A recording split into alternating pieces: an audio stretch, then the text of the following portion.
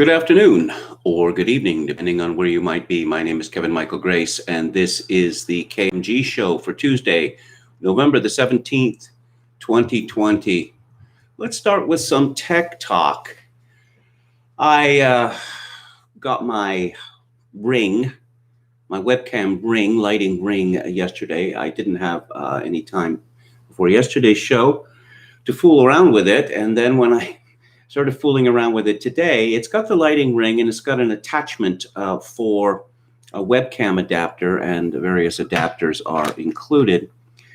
But because I'm using a desktop computer with a monitor, and the monitor's on a stand, because otherwise it would be too low for me to see properly, I couldn't get it around the back. It's not long enough, the cable that can be adjusted. So I may have to, I'll probably have to get a separate one for the webcam. But then I have the difficulty that looking at the descriptions, say on Amazon or Best Buy, I don't know whether they're going to be long enough either. But I do have this light on, and of course the light from outside, the ambient light, is going to change. But let's see what we can get here. How about that? Is that better? Better or worse? That's setting number 2. Here's a different setting. I don't know. What do you think? See, it's off here. That's where the light is coming from, right here, just off screen, whereas ideally it should be coming from above the monitor. I suppose I could mess around with it so that it comes from below, giving me the movie vampire look, I suppose. But this is where we are for today. You can't see all the leaves on my balcony. We had quite a storm here this morning. You get that fascinating, brilliant phenomenon where you have hundreds of leaves, autumn leaves, swirling in a circle 15 feet off the ground. And about a couple of hundred of them ended up on my balcony. In fact, I left this place for about an hour, and I had the window cracked open just a bit to let some fresh air in, and the wind tore the window all the way open. And when I came back, I found there were leaves all over this floor, all over this desk, all over my computer. Second setting is worse. Okay. Well, let's go back. Let's go back. This is the more yellow light. It seems to blanch this side of my head. Again, that's because it's coming from this direction and not from the center. But I think that's enough tech talk for now. I'm constantly trying to increase this. But I'll let you know what happens. British American says, keep up the great work, KMG. You are my news and entertainment rolled into one. Well, thank you. That's very kind. Dan Allison says, that makes me want to break into a Righteous Brothers song. What was it? Hope and Inspiration? Is that what it was called? William Hickson, buddy, good evening to you. Your mama says it all looks good in 144p. What am I broadcasting now, in 780 or 1040? Something like that.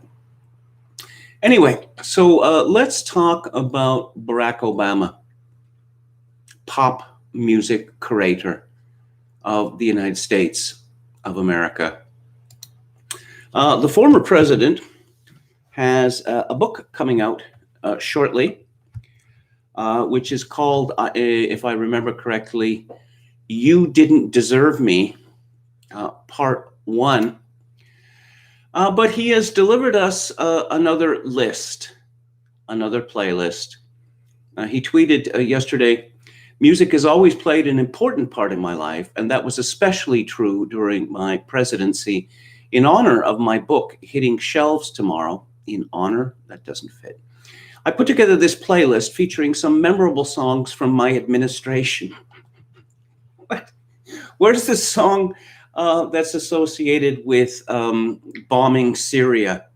Where's the song that's associated with the Iran deal, or what they used to call Obamacare?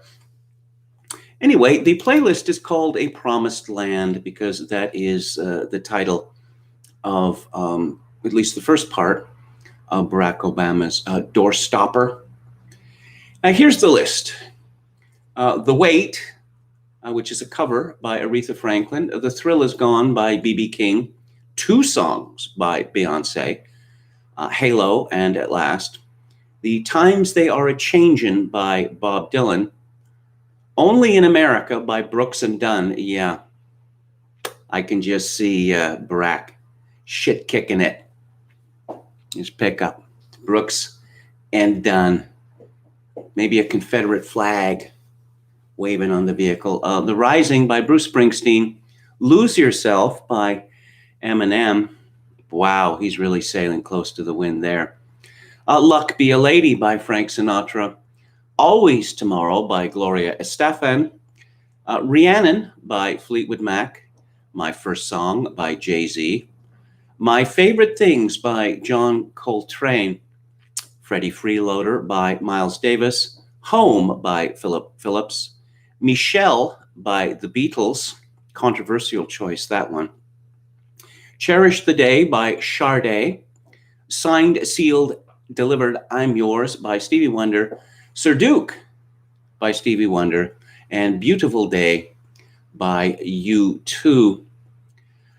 I don't believe this list. I don't believe any of his lists.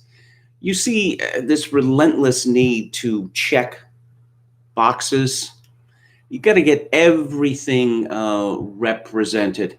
Everything represented there. I responded, how many staffers did it take to curate this? And it's obviously phony, as most who love popular music are particularly taken by songs that appeared when they were 15 to 25 years of age. That would be 1976 to 1986 in your case, Barack Obama being born in 1961. Not many from that period here.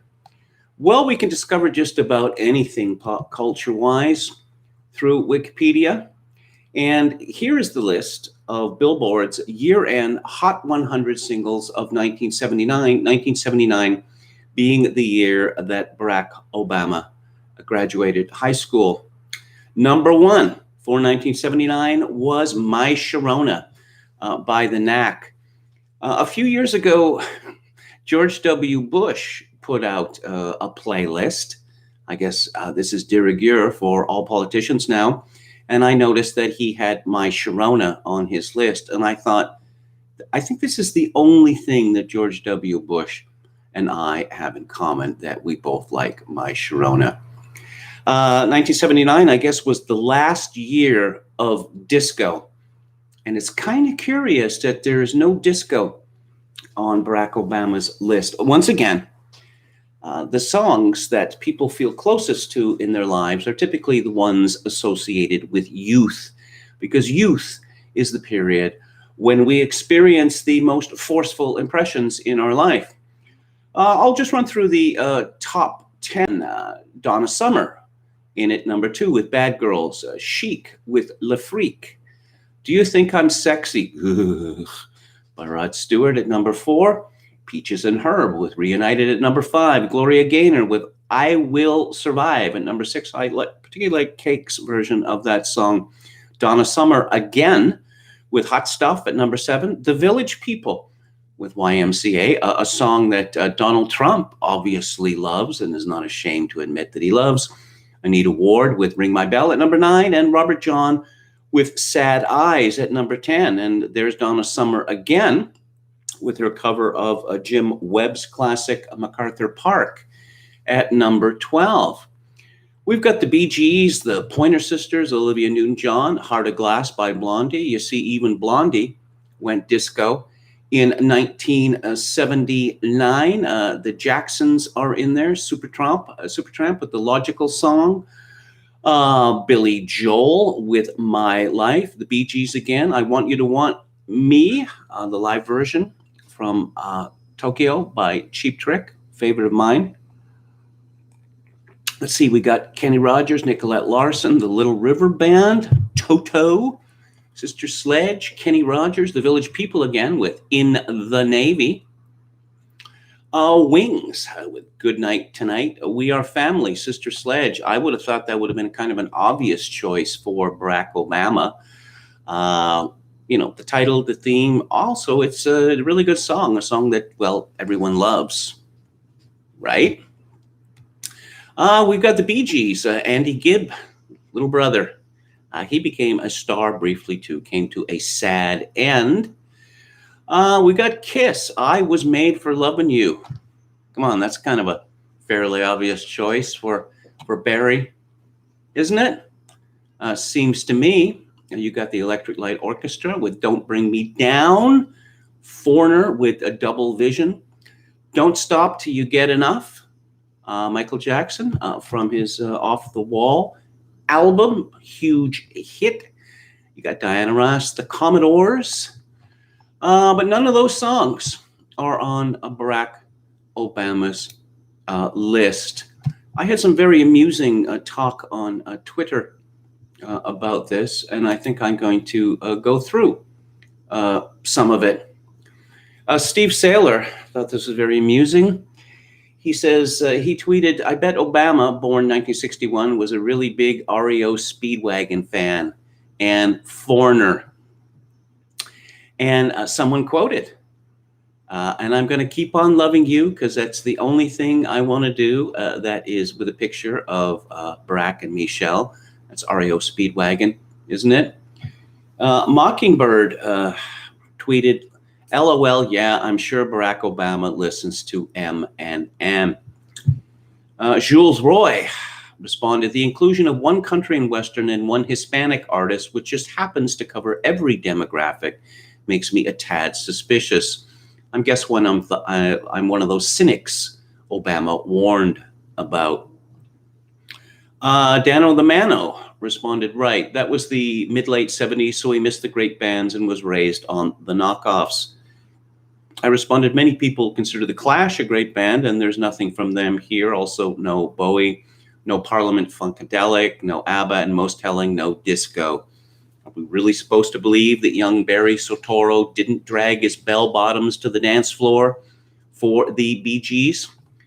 Steve Saylor again. Obama spent 1979 to 1981 at Occidental College in Eagle Rock, California, more or less home to Van Halen. Then he went to Columbia in 1981 after the late 1970s downtown New York glory years. I bet his record collection is pretty lame. Trevor Sutcliffe, I don't like the implication that Van Halen wasn't awesome. Anti-Gnostic tweeted, I wish he was a Talking Heads fan, and I responded that the Talking Heads song, The Big Country, fits Obama to a T. I guess it's healthy. I guess the air is clean. I guess those people have fun with their neighbors and friends.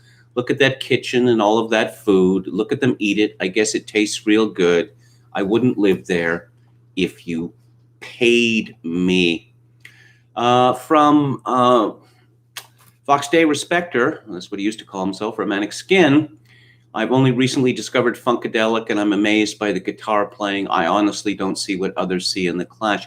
Yeah, leaving out Parliament Funkadelic, Obama obviously considers himself to be a hipster of some sorts. And, I mean, that would be the perfect choice. What did people see in The Clash after the first album? I responded, Stadium Rock. Behold its majesty. Again, from Vox Day Respecter, do you think David Byrne might be on the spectrum? Well, that's what Tina says, but there are deep waters there. Again, from Dano the Mano, Van Halen and The Clash were both awesome. My guess is Obama went from disco to yacht rock. He totally strikes me as a Hall & Oates guy. I responded, Michael McDonald for the win.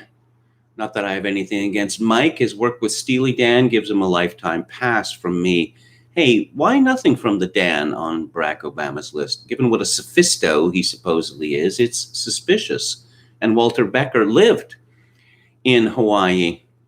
Musil, a protege, responded, I bet the surviving members of his old Punahou homeboys, the Choom Gang, aka the Bong Brothers, would have had a good laugh over this list.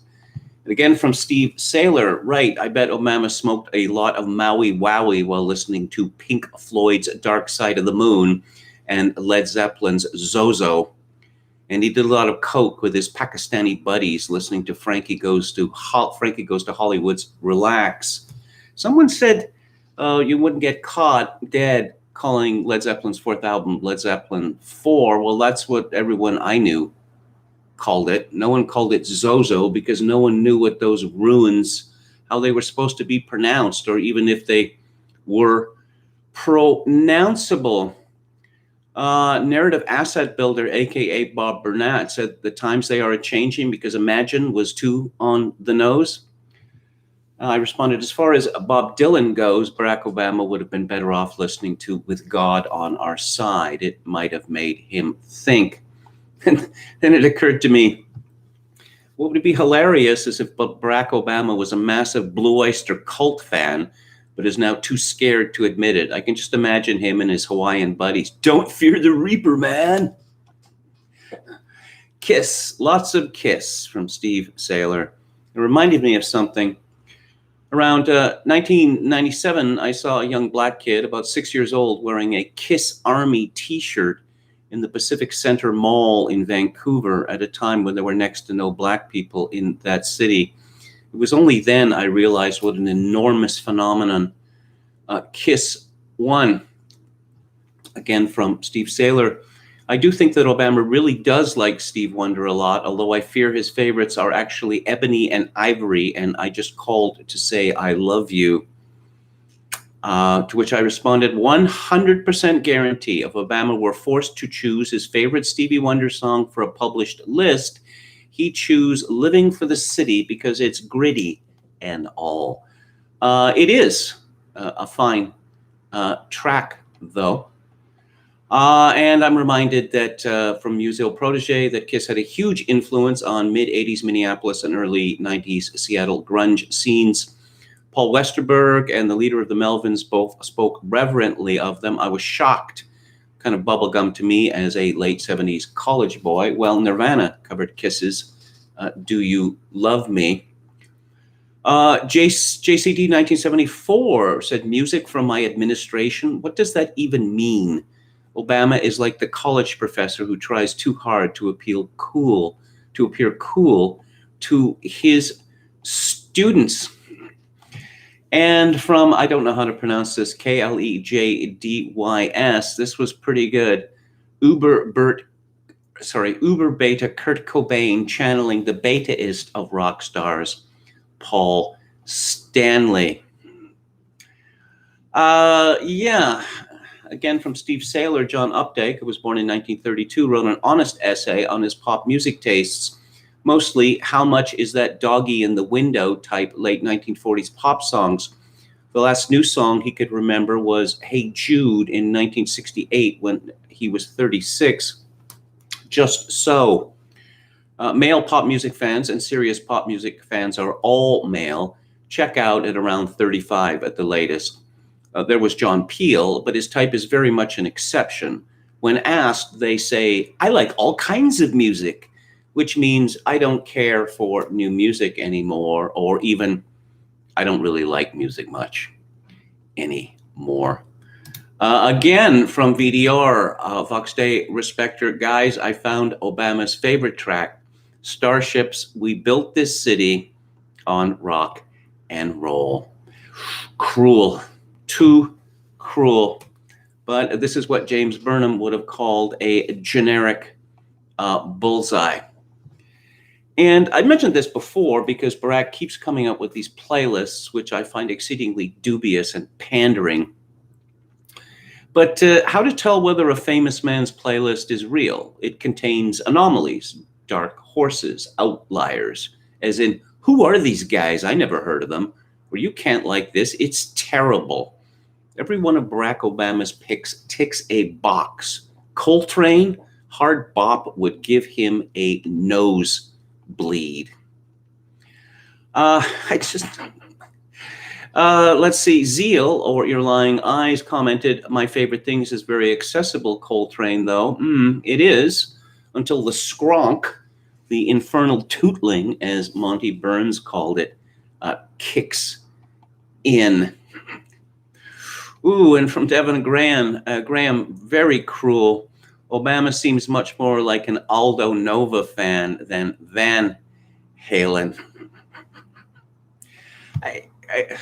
Who's he trying to impress?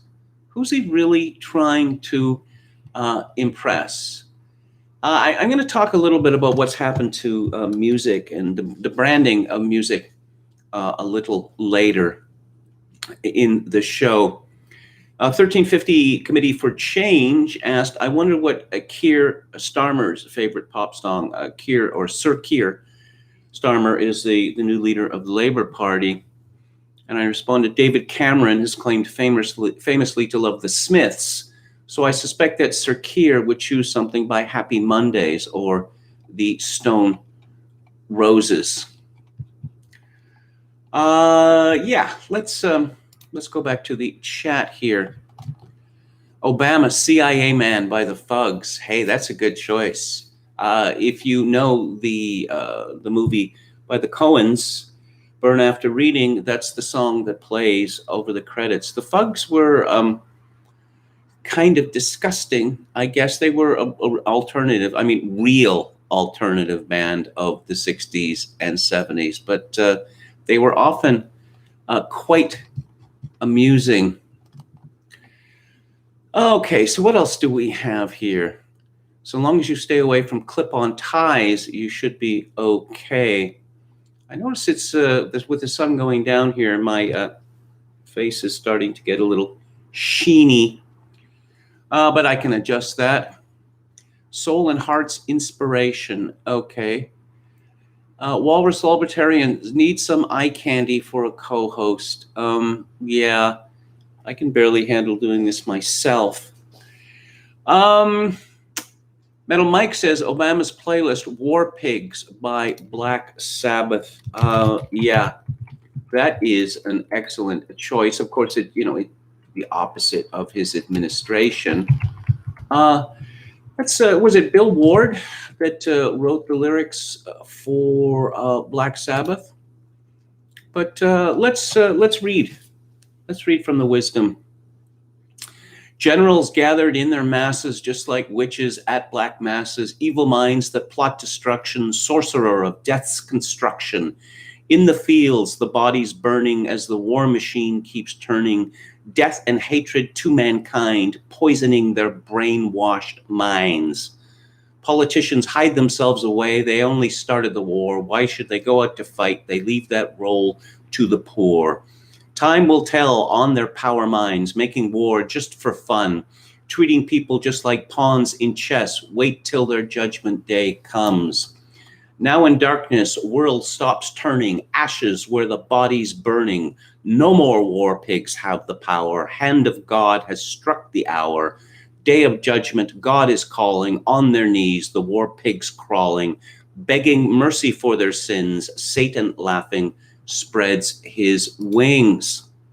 That may be certainly the first and probably the last time that I quote Black Sabbath on this show, but you can't say that it's not full of surprises. Oh, so eclectic, Obama, so varied, so diverse.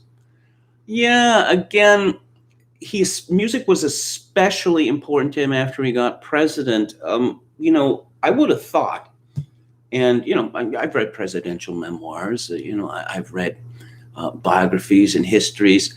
One would have thought they would have had little time for anything else. Trump is an exception because Trump is not going to wade through these briefing books, just because they tell him he has to. He wants a précis of what's in the briefing books because the detail work is for the people who work for him, because the president of the United States has a lot on his plate. Again, from Metal Mike, Smooth Operator by Sade would be more fitting. Again, yes, very good. William Hicks, Obama's playlist is a cliche. He probably had to run it past a focus group before sending it out. No question. No question about that. Oh, we got to get Brooks and Dunn in there. We got to get some jazz. Okay. Yeah, Miles Davis. Yeah, and John Coltrane. How about some blues?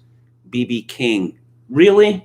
Are there any black men in the United States who still listen to the blues? I mean, leaving aside those who actually play it for a living. That was in stuff white people like, which is one of the things that white people like is listening to black music that black people don't listen to anymore. And I'm afraid I'm guilty of that. Soul and R&B and stuff like Jimmy Reed, you know. Okay. Palpquezo 88, I'm Coming Out by Diana Ross. Metal Mike, Born in the USA by Springsteen would be funny. Wow, you were on fire, Metal Mike.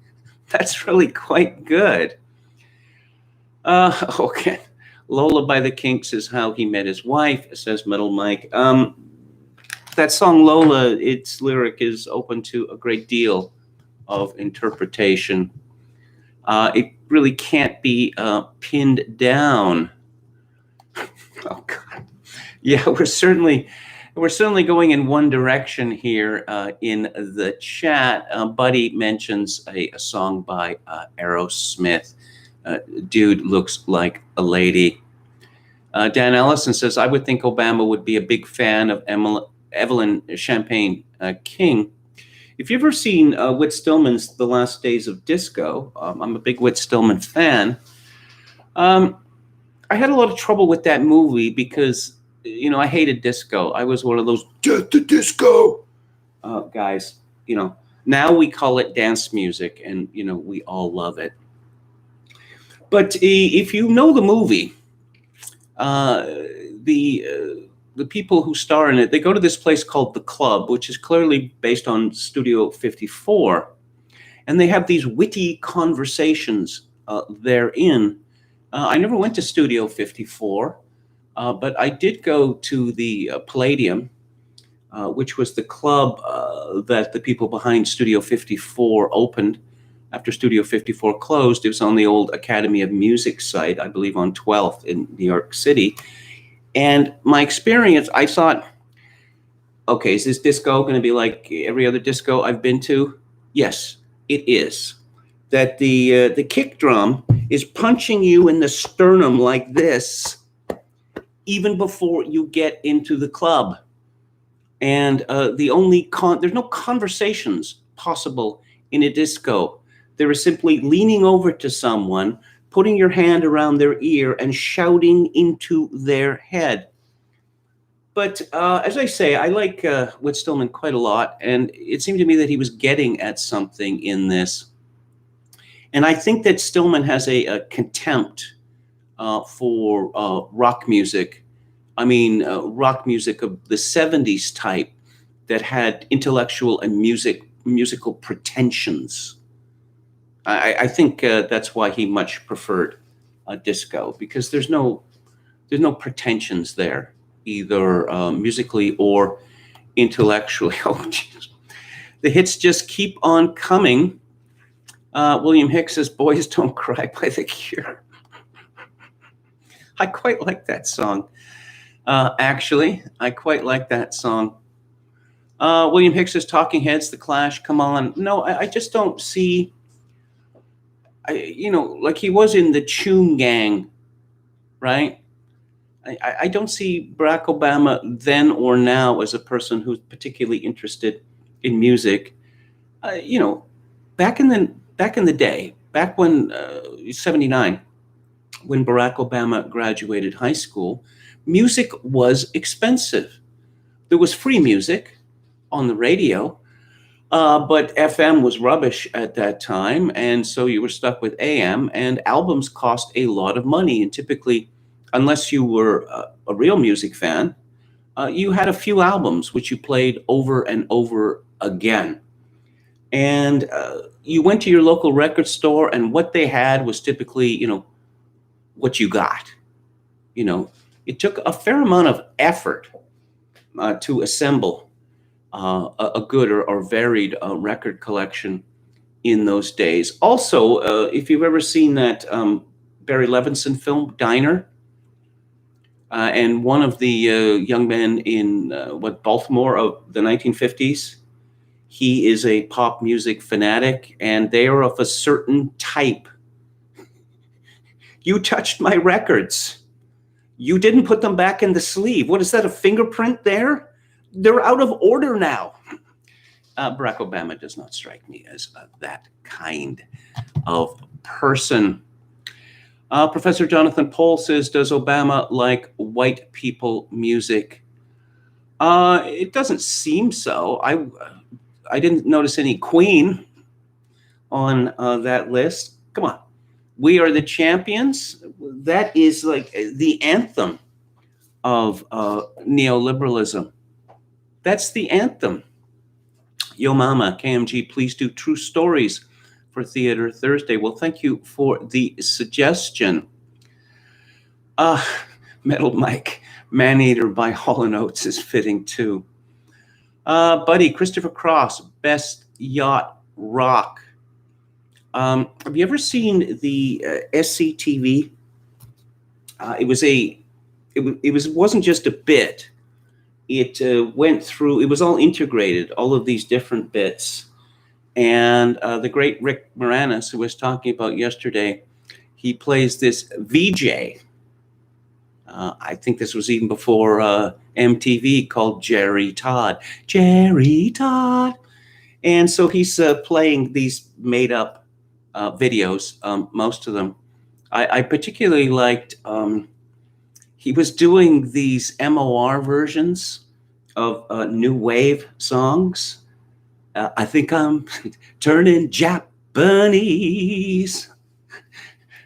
That was pretty good. But they had this bit where Michael McDonald, who was seemingly singing background on everyone's session, was to the Christopher Cross song, what's it called, Ride Like the Wind? And you see Mike McDonald driving a convertible and wheeling up to the studio in the last minute and running in, and he's exhausted.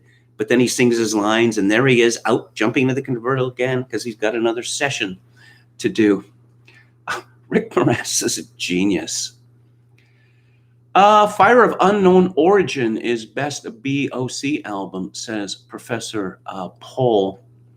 I quite like that one. I don't know that it would be my favorite. On Your Feet or On Your Knees is my favorite, although that is a live album. Let's see. He got mad because his wife didn't put them back in alphabetical order and in the proper sections. Yeah. You see, it wasn't, I quite like that because that's the way these people think, because that's the way that I think. Because it's not enough simply to put them all in alphabetical order. That he has what? He's got rock and roll, and he's got soul music, and he's got R&B, and his girlfriend's attitude, quite reasonably, is, this is too confusing. Why would you do this? Okay.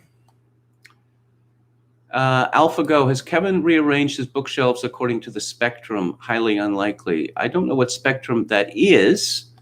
But one thing I did when I did have my Blu-rays and DVDs was they weren't simply in alphabetical order.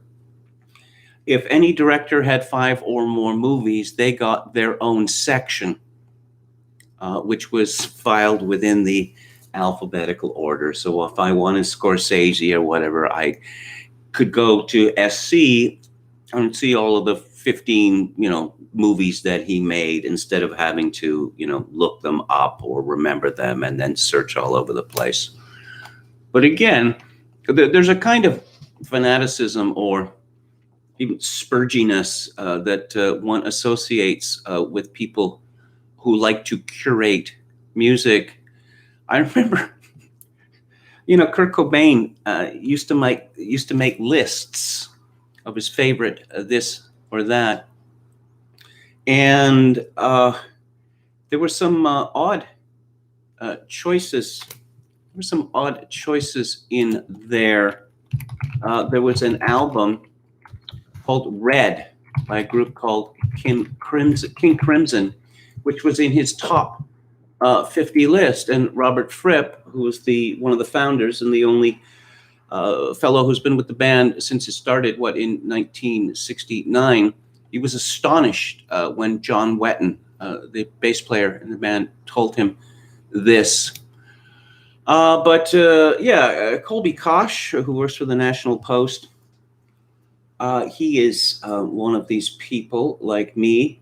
And I remember him once, he was coming up with a list of his 30 favorite tracks or his 30 favorite albums. And he agonized over this for days. He just agonized. Tom Anderson says KMG was Obama the emptiest suit ever in the White House. Well, I quite like what Nicholas Stix called him. He called him that John Doe in the White House, because I remember when the governor of Wisconsin a few years ago was running for president, Scott something or other, and we're getting stories from girls he went out with in high school about him, and yet Barack Obama, we know nothing. We know nothing about him at all. That no one seems to have any memory of him. Quite remarkable. Forgive me here. I'm just fiddling with the arrangement. And come on, there we go. There's that one. That seems far too intense.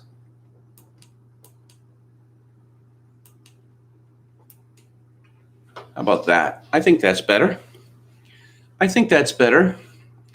Tom Anderson says, it's mind-boggling how every single aspect of his existence is focus grouped to a T. KMG, who was the worst U.S. president in your lifetime? George W. Bush was the worst U.S. president in my lifetime.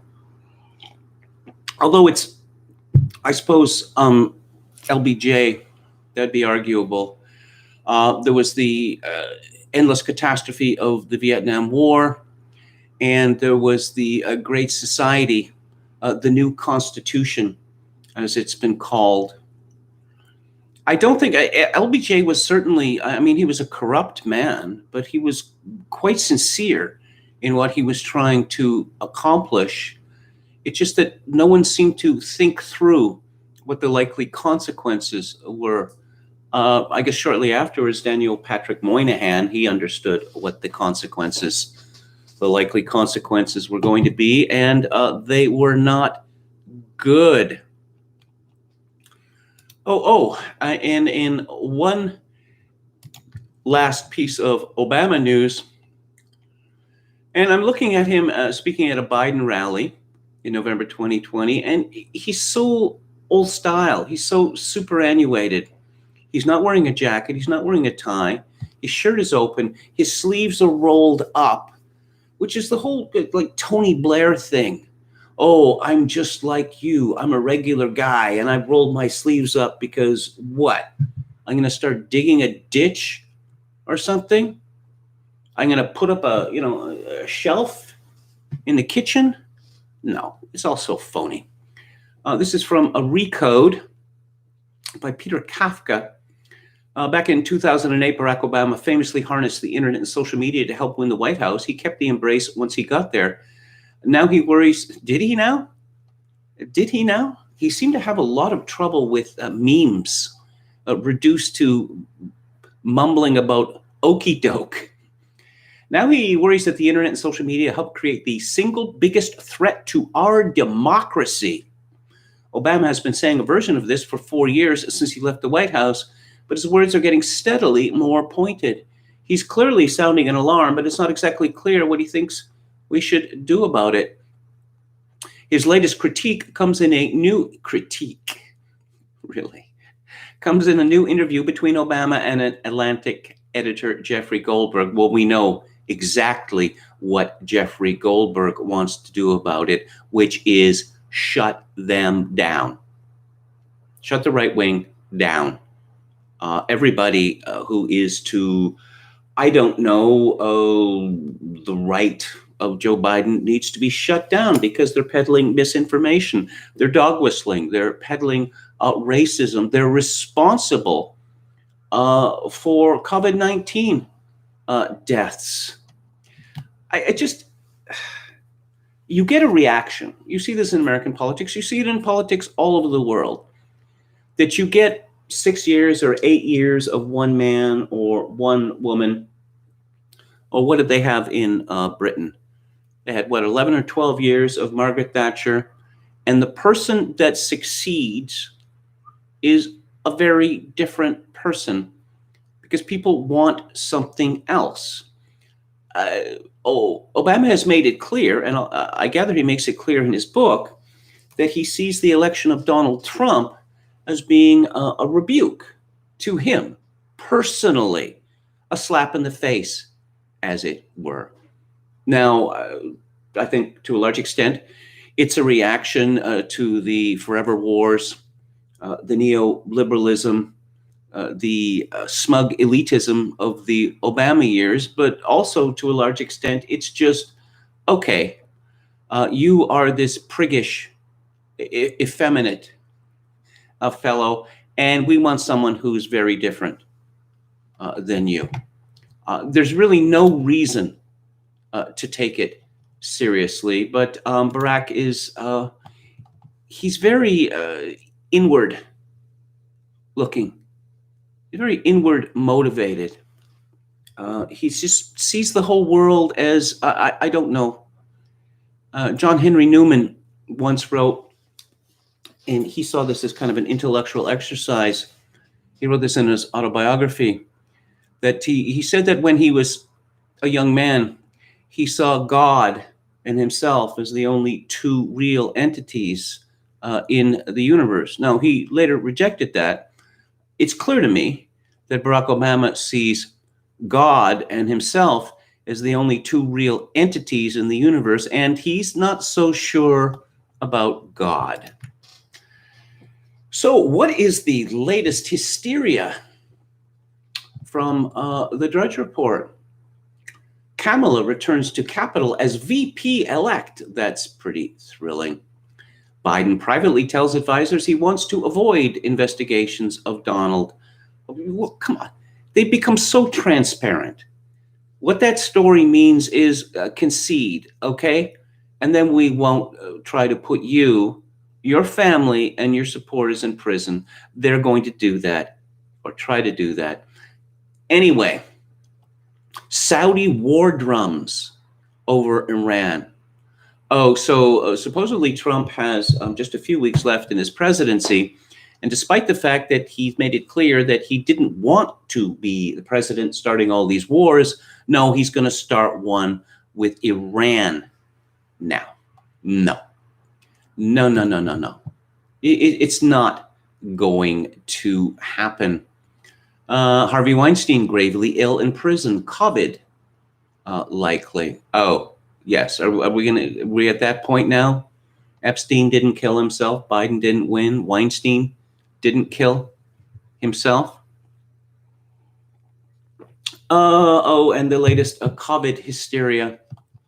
Task force warns of further deterioration as pandemic worsens. Oh no.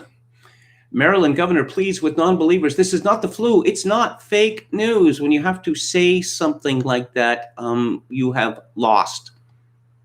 You have lost. Are we going to have Christmas this year? Is the elite going to try to take Christmas away from us? Because the elite does not like Christmas. Donald Trump likes Christmas. Donald Trump made it clear in 2015 that none of this season's greetings or happy holidays for him. Merry Christmas is what he and his administration were going to say. And this irritated, to put it mildly, a lot of people because they hate Christmas. So there's an ongoing controversy about Jake Tapper and Dr. Anthony Fauci. Different versions of this, but let's go to Breitbart. Jeff Poor, November the 15th.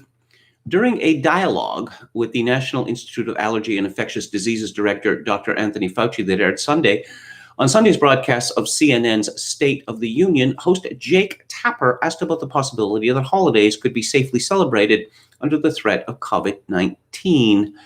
Fauci said a vaccine would be required to reach a, quote, degree of normality, unquote, with Tapper concluding Christmas would probably not be possible. Here is a partial transcript provided by Breitbart. Jake Tapper said, "Now, you have already encouraged Americans to consider canceling any Thanksgiving plans that involve visiting with somebody else or having visitors come. I know a lot of Americans are looking ahead, hoping to make plans for other holidays such as Christmas.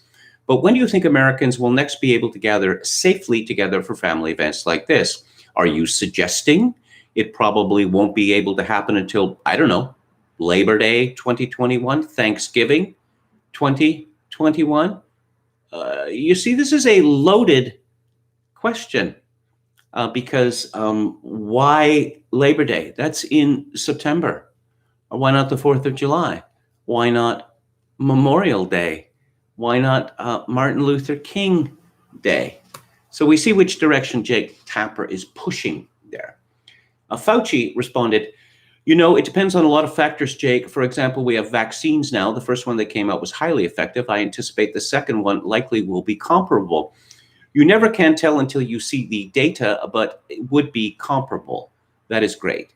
But we have to get people to take the vaccine. So if we get the overwhelming majority of people taking the vaccine, and you have, on the other hand, an effective vaccine, on the other hand, a high degree of uptake of the vaccine, we could start getting things back to relatively normal as we get into the second and third quarter of the year, means 2021, where people can start thinking about doing things that were just too dangerous months ago.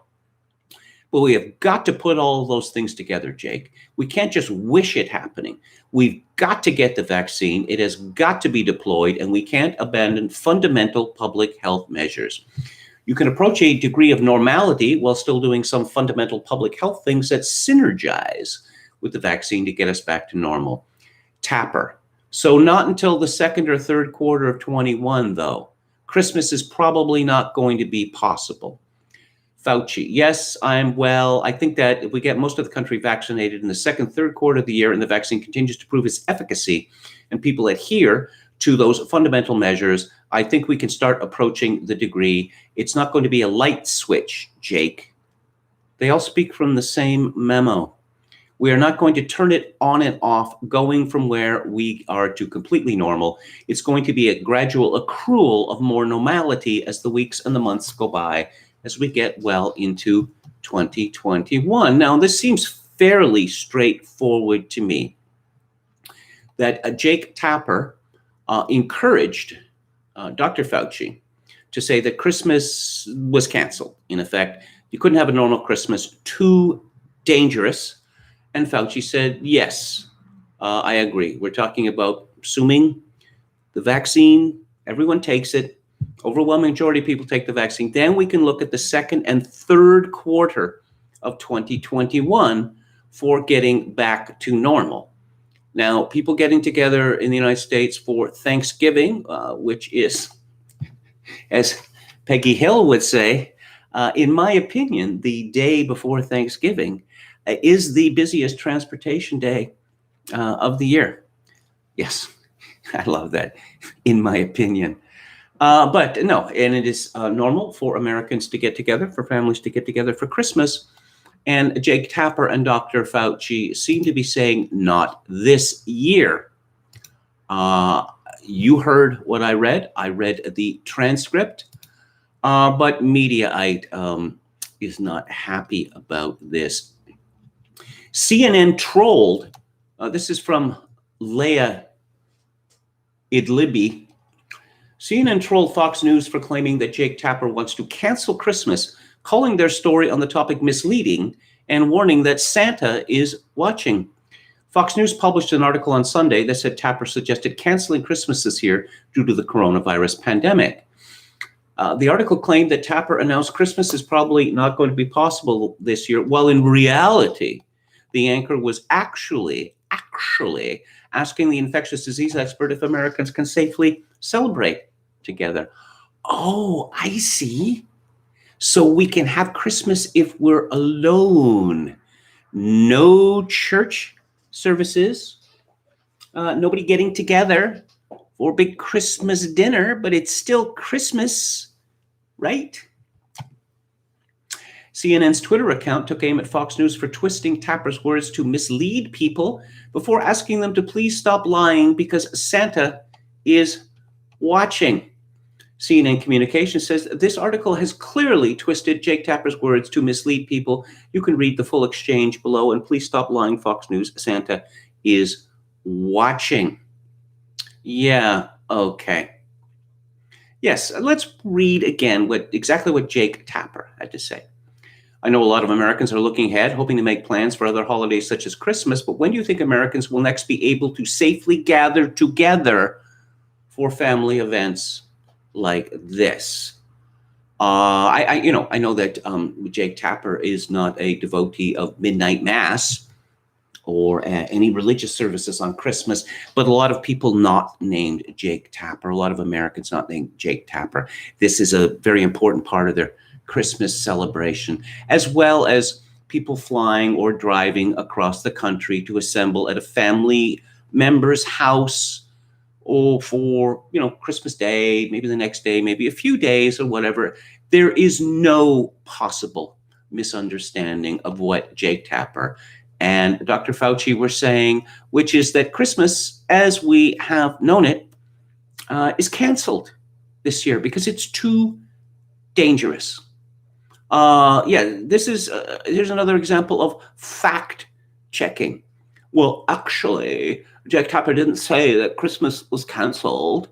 What Jake Tapper had to say was everything associated with Christmas can't be done anymore, but Christmas will still exist. It will still be on the calendar. People will still not have to work that day. What a bunch of creeps. This is from CNS News. Let's see. The Reverend Franklin Graham rejected what Jake Tapper had to say, saying Christmas is not about gatherings and festivities, but is about Jesus Christ, the Son of God. I have news for Tapper, said Graham on Facebook. Christmas is going to be celebrated by millions and millions of people around the world. The reason is that Christmas is not about gatherings and festivities, but it's about Jesus Christ. It's about God giving his son, sending him to earth to save us from our sins. There doesn't seem to be much doubt that, say, Bill de Blasio and Governor Gavin Newsom are going to cancel religious ceremonies, Christmas religious ceremonies. Is there any doubt about that? I'm sure there are some pastors who will take a brave stand, but we haven't seen very much bravery in the United States or in my country since this COVID-19 hysteria began. But here's some courage from the state of New York. This is from the New York Post. 3 more upstate New York sheriffs have announced their refusal to enforce the state's private gathering limit on Thanksgiving. In a scathing Facebook post on Saturday, Fulton County Sheriff Richard Giardino questioned the legality of the LoveGov, dishing it 24/7, Andrew Cuomo's newly instituted 10-person cap on parties and other gatherings in private residences. Frankly, I am not sure it could sustain a constitutional challenge in court for several reasons, including your house is your castle, the sheriff wrote in a Saturday post. And as a sheriff with a law degree, I couldn't in good faith attempt to defend it in court, so I won't, he said. Giardino noted his office, with limited resources, has scant legal options to enter private homes other than search warrants, invitations, or under an emergency circumstance. I don't know. People breathing within close proximity, he doesn't consider that to be an emergency. We have limited resources and we have to set priorities, so obtaining a search warrant to enter your home to see how many turkey or tofu eaters are present is not a priority, Giardino wrote. Washington County Sheriff Jeff Murphy said there will be no Thanksgiving enforcement, and on Monday, Saratoga County Sheriff Michael Zerlo also threw water on the state order. I can't see how devoting our resources to counting cars and citizens' driveways or investigating how much turkey and dressing they've purchased is for the public good. Last Friday, 2 days after Cuomo announced the new restrictions, Erie County Sheriff Tim Howard said his office would ignore the indoor gathering limit. Well, I'm really quite pleased to hear that. I'm sorry, I'm just doing some adjusting here. Let me check and see how this is. Oh, okay. Yeah. I'm thinking I may want to move from this particular room for the reason that it is so dependent on the ambient light from outside. And because it's north facing, that means I'm faced with a kind of disaster when the sun goes down. YT says KMG managed to make all this insanity a tiny bit more tolerable. Well, I'm pleased to do it. Pleased to do it. YT says, hopefully the experts will find a way to make us stop breathing. Then maybe we can have Christmas in 2187. Metatron says, Dems in 2018, there's no war on Christmas. Dems in 2020, Christmas is canceled. When you first came on, the light was great. No, that's true, but the difficulty is there was still a lot of ambient light coming from here. And now the ambient light has pretty much disappeared, but you get the kind of intimate effect, don't you know? That's how I'm going to play it in any event. But as I say, there are other rooms I could move to where I'm not dependent upon this ambient light. Chocokin666 says they are really amping up the atomization. AlphaGo says 2021 is looking dire for Brits. 500,000 Hong Kongers incoming. What could economically go wrong? You know, when Hong Kong was given over to the communists in 1997, there were guarantees. Did the British government at the time really believe that the communist Chinese were going to honor these guarantees? That was really the end of empire, the final end of empire. No, but now they're going to take in, 500,000. Canada is talking about taking in, 50,000? And as mentioned previously, how many thousands of these are going to be communist fifth columnists? Matt Beck says, is anyone else who tells the truth about COVID starting to feel more and more like a hopeless group captain Mandrake? Well, for all his cowardice, Group Captain Mandrake managed to get the message about General Ripper and the code, Peace on Earth, OPE, whatever. He managed to get that information. Now, it didn't quite work out in the end. It all turned J.G. Ballard, but that wasn't Mandrake's fault. Let's see.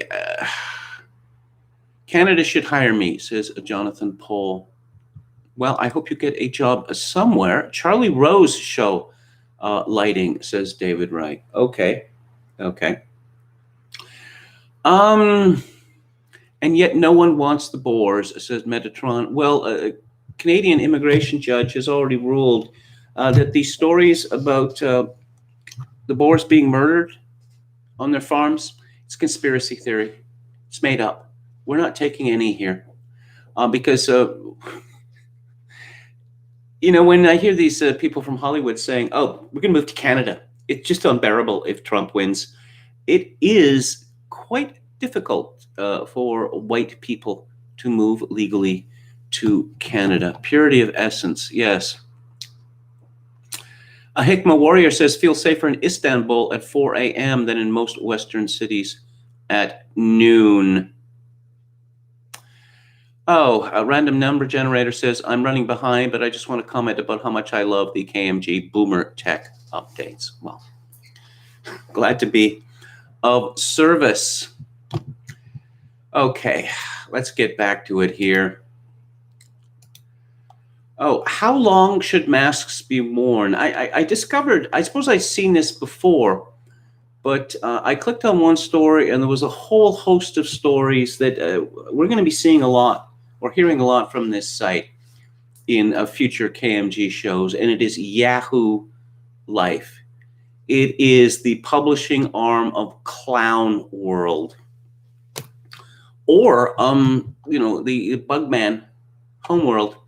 This is from Corin Miller, and it is actually from September, but will we be wearing masks forever? Here's what experts think. Yeah, and just to remind you that Dr. Robert Redfield, who is the director of the CDC, testified before the Senate. I might even go so far as to say that the face mask is more guaranteed to protect me against COVID than when I take a COVID vaccine. So they've let you know in advance that they have. Oh, yeah, I have to mention this. I told you there was a storm today. And in the morning, it was raining. The wind was gusting up to 40 or 50 miles an hour, and I saw dozens of people walking on the street wearing masks. Is this become kind of like a hijab thing? You know, some sort of outward symbol, like a hijab or a yarmulke or, a pectoral cross, say? Does it have some kind of efficacy that can't be measured? Here's a story from National Newswatch. Canada deserves praise for its efforts to fight COVID-19, both at home and abroad, as well as for its commitment to public health, the head of the World Health Organization said on Tuesday. In his speech to the Empire Club of Canada, Dr. Tedros Adhanom, this is a tough one, Ghebreyesus, Director General of the WHO, cited, among other things, Canada's $440 million donation to the organization's anti-pandemic initiative. Canada is broke, and we are borrowing large sums of money to give away to the UN and the World Health Organization. This pandemic has reminded us of the importance of multilateralism, something that Canadians have always embraced. Canada has treated this pandemic seriously and adopted an approach that many other countries regard as an example. You Canadians like to hear this, but it's not true. Tedros warned of the challenges ahead, noting the recent steep spike in cases and deaths. There has not been a steep spike in deaths in Canada. You are lying to us. To date, COVID-19 has struck more than 54 million people, 1.3 million fatally. Last week alone saw a record 4 million new cases, 60,000 deaths reported to this organization. Not that many deaths from Canada, or from the United States for that matter. We might be tired of COVID-19, but it's not tired of us, Tedros said. The virus has no ideology or beliefs. Its only goal is to spread. Wait a minute. I thought that it was a racist virus. Isn't that what we have been told? Tedros said that more than $4 billion is still urgently needed to sustain momentum in the international effort. And I guess it's going to be funneled through the WHO. He also warned the global distribution of any vaccine will be among the most daunting logistical efforts the world has seen since the Second World War. That doesn't sound promising. The main issue, he said, will be to ensure limited supplies are distributed fairly. Oh, so the Americans put up the money for it and they're not going to get it first? Okay, and burying the lead. This is paragraph. Let me count here because I don't want to make an error. 1, 2, 3, 4, 5, 6, 7, 8, 9, 10. Paragraph 10. At the same time, Tedros warned that a vaccine in and of itself won't be a panacea. Public health measures such as social distancing and avoiding poorly ventilated indoor spaces will have to continue. Also, an effective vaccine, about 200 are in the works, won't fix fundamental issues of inequality, both within and among countries, he said. There is no vaccine for poverty, hunger, inequality, or climate change. No, there isn't. And why are you even talking like that? Hang on just a second here.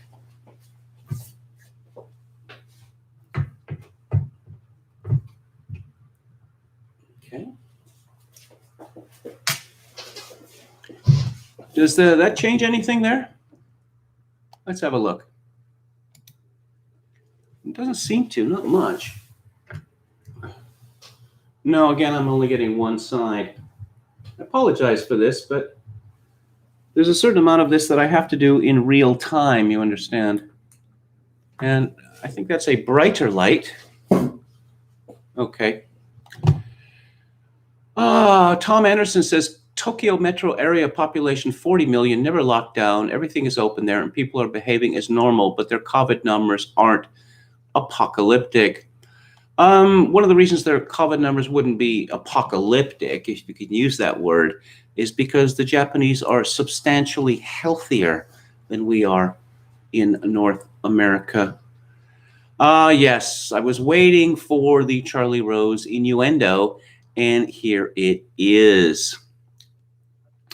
Adam says, happened to listen to the BBC the other day. They had real tearjerker about farmers defending their property with too much brutality, racist. I guess that would be in South Africa. Okay, so yeah, looks like the masks are going to continue, and social distancing forever. Second or third quarter, if we're lucky, for things maybe to get back to normal. It's a column by Michelle Malkin. Truly striking, tremendous, extraordinary, miraculous, a great day for science and humanity. Those are just a few of the hyperbolic responses from government health officials and big pharma cheerleaders to preliminary COVID vaccine trial data released by Pfizer and Moderna this past week. If this all sounds too good to be true, then congratulations, your BS detector is fully charged and operational. Mask flip-flopper Dr. Anthony Fauci proclaimed on Monday that COVID-19 vaccines are the light at the end of the tunnel. He's been promising a light at the end of the tunnel since April, when Americans were told to endure lockdowns for just 15 days to stop the spread. Now, 7 months later, Fauci tells us that we won't return to relative normalcy until April 2021, only after face diaper-wrapped citizens do what you're told, and we get most of the country vaccinated. Fauci assures us that all of the boxes have been checked on vaccine safety and efficacy. But what about these boxes? Big Pharma cannot tell you how long the alleged protection of COVID-19 vaccines will last. Big Pharma has zero data on young children's response to their warp speed produced jabs, even as schools across the globe prepare to mandate it as a condition of access to education. Big Pharma can't tell you about the synergistic effects of the COVID-19 vaccine with other vaccines, nor can Big Pharma tell you about the long-term side effects of its miraculous shots. And don't forget the astonishing fact that vaccine makers are immune from lawsuits by vaccine-injured Americans. Yeah, but why do we need a vaccine anyway? Malkin writes, vaccinating billions of people to prevent a disease with a 99% survival rate for people under 70, it's actually 99.5, all based on clinical trial efficacy analysis of less than 200 COVID-19 cases involving patients with coughs and unreliable PCR tests with significant false positive rates, is not the triumph of science, it's corruption. And the tip of the iceberg. In part 2 of this series, I'll expose shocking revelations about the Moderna vaccine trials. But that would be what conspiracy theorizing, would it not? That would be spreading misinformation. Oh, and let's see what our fearless leader, Princess Rockstar, has to say. Prime Minister Justin Trudeau said that Canadians will only need to hold on for a few more months, as he says the country will begin to see the other side of the ongoing coronavirus pandemic in the spring.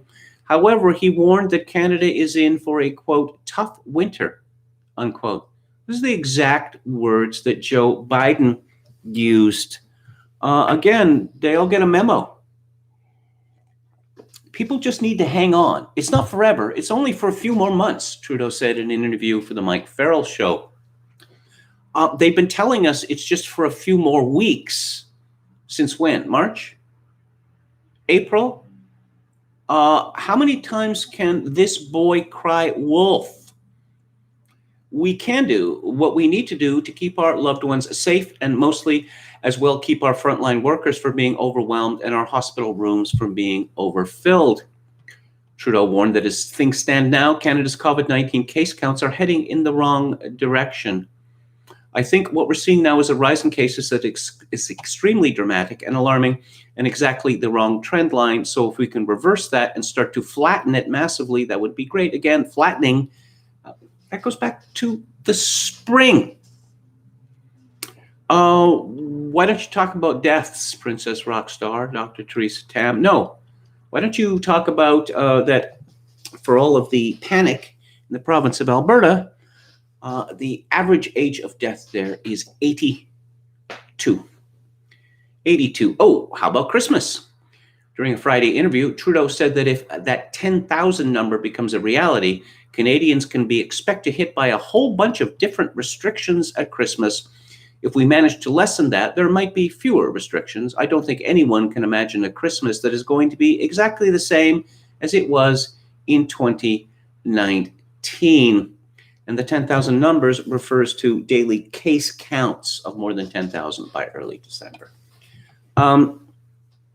Again, COVID-19 is not only a respiratory disease, it is a brain virus.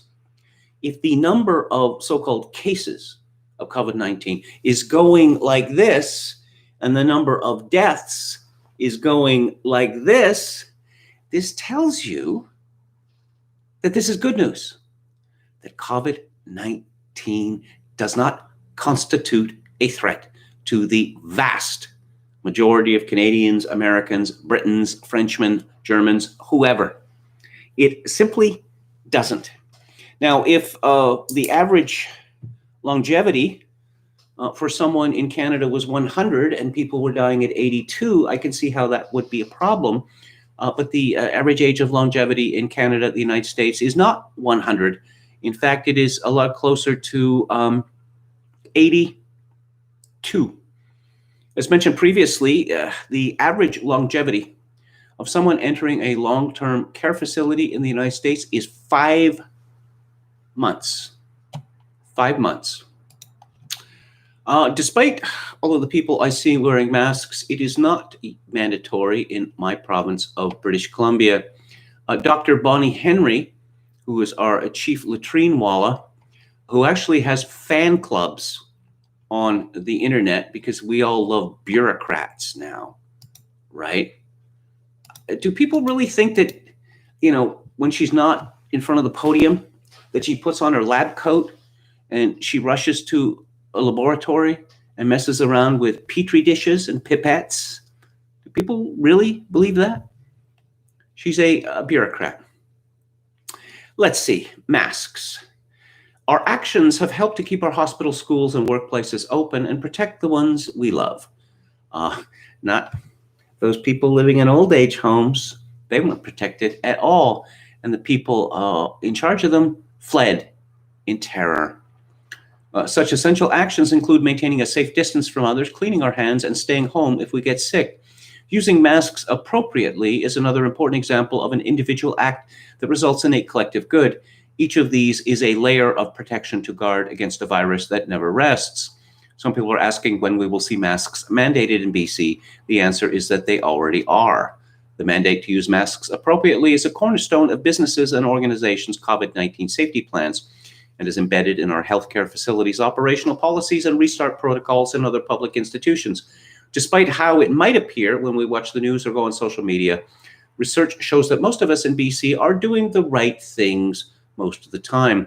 Ordering universal mask use in all situations creates unnecessary challenges with enforcement and stigmatization. What? We need only look at the COVID-19 transmission rates in other jurisdictions that have tried using such orders to see what little benefit these orders by themselves have served. Okay, Bonnie Henry is telling us to believe two things: that the use of masks reduces the incidence of COVID-19, but forcing more people to wear masks would not reduce the incidence of COVID-19. Ergo, masks don't work. Oh, and this is a very, very sad story, and we're going to be seeing many such sad stories in the weeks and months and years to come. This is from Kelly Grant at the Globe and Mail. At Toronto's Sick Kids Hospital, 2/3 on wait list have missed their surgery window. As Canada's second wave of COVID-19 grows at an alarming pace, the backlog in pediatric surgeries is a reminder of how the coronavirus can harm the health of people it never infects, including kids. This absolutely infuriates me. Not simply because it is untrue, grossly untrue, because it is so arrogant in its falsity. It is not coronavirus that is harming the health of people it never affects, including kids. It is the effeminate panic of our elite that is harming the health of people coronavirus never infects, including kids. Okay. Do I want to talk more about coronavirus? Let's talk about William Briggs here. Zero tolerance. Because most have no familiarity with medical statistics, they're unable to put the coronavirus into perspective. The media and government have been shockingly remiss in providing this education too, having more interest in panicked presentation of numbers and rushing headlong into the next solution. We showed in The Price of Panic that lockdowns do not work and cause great harm. The World Health Organization agrees.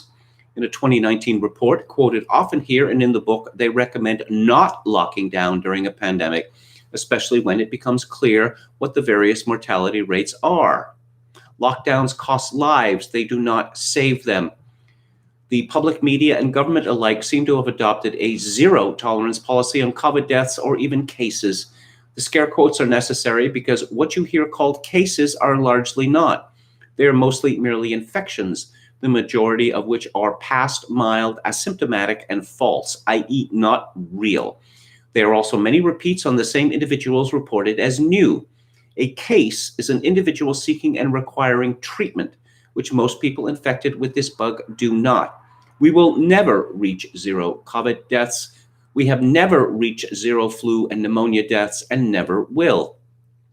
We have had a flu vaccine for half a century, but deaths have not ceased. There are many reasons why you hear about surges in cases and even hospitalizations, some of which are discussed below. But one is because deaths peak each and every winter because we all go inside and spread bugs among ourselves. People have forgotten there is such a thing as cold and flu season. Our seasonal voluntary lockdowns spread bugs. How is it then that the government's solution to stop disease is the very thing they used to know caused it? Or they used to know caused it? Lockdown 1.0 did not stop the bug from spreading. Summer did, just as summer stops the flu and other viruses from doing most of their damage.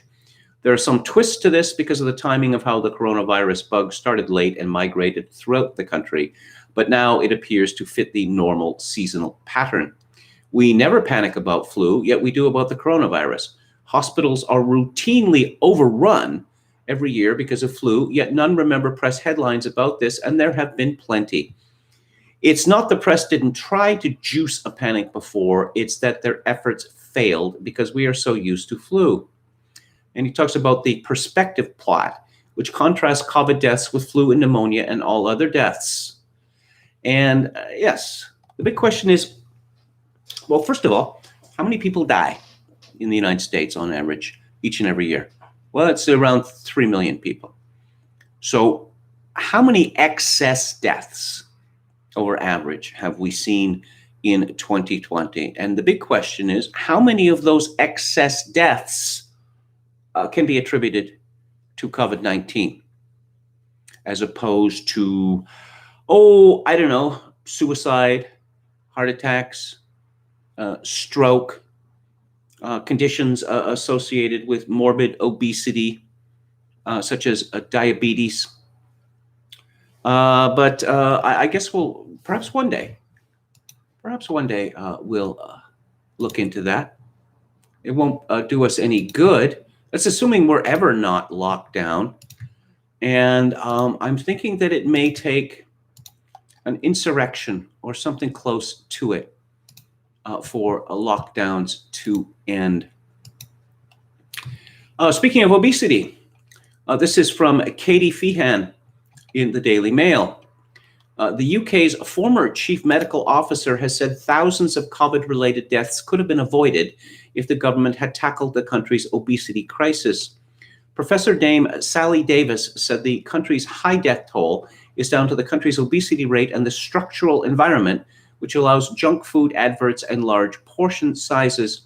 Overweight people are more than 3 times as likely to die of COVID-19 than those of a healthy weight, according to a report from Public Health England published earlier this year. It also found that people who have extra weight, defined as a body mass index of over 25, are also at higher odds of needing ventilation when ill with COVID-19 by 7-fold. Davis told The Times there is a direct correlation between obesity and a high mortality for COVID. And I'm highlighting that as a nation, one of the reasons we have a problem with our weight is because of structural environment to which advertising portion size and many other things come into play. Well, look, I notice that she's not mentioning social sanctions. You know, to be crude about it, fatty, fatty, fat, fat. There's a social sanction. That's called fat shaming.